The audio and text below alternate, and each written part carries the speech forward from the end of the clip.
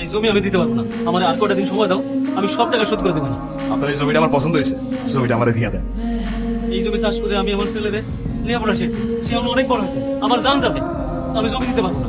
আমার এলাকায় মনসু শিকদারে কেউ না করে, যদি জমি না দেন তাইলে জানটাই নিয়ে নেব। গাড়ি ভয় যাচ্ছ, আজকে তোমার নামে থানা ডায়েরি করবো, আমার ভয় দেওয়া লাভ নাই, আমি জমি দেবো না। মনসু শিকদার কাউরে ভয় পায় না, আপনি যদি জমি না দেন তাহলে আপনার জানটাই দিয়ে দেন। হায় রে মানুষ, জমির জন্য নিজের জানটাই দিয়ে দেন। শেষ পর্যন্ত ঠিকানা হইল আর দিনা জমির ভেতরে। একটা গল্প শুনবি? রাজার গল্প। রাজা মানে আমার? বল বল। এক রাজ্যে এক রাজা ছিল, স্বৈরাচারী। রাজ্যের সবাই তারে ডাকত নরপিশাচ। সে মজা পাইছি, বল বল। মানুষের উপর জুলুম করাই তার একমাত্র নেশা ছিল। কিন্তু দুঃখের বিষয় কি জানিস? সেই রাজা নিজেও জানতো না যে তার রাজত্ব খুব বেশি দিন আর টিকবে না। কারণ এই দুনিয়াতে সব স্বৈরাচারেরই পতন হয়। সে মজা পাইছি, তারপর?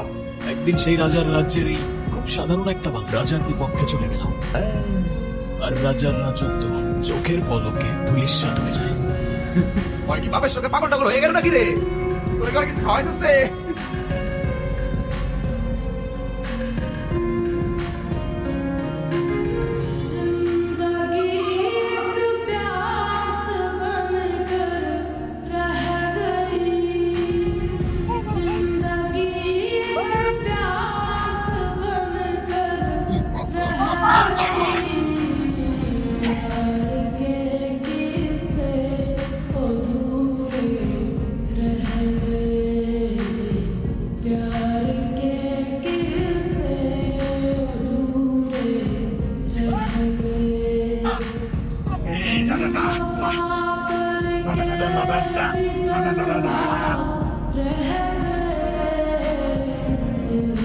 বালকটা অনেক সাহসী ছিল, কিন্তু দুঃখের বিষয় হলো বালকটা রাজার কোনো খেয়াল চিনতে পারল না।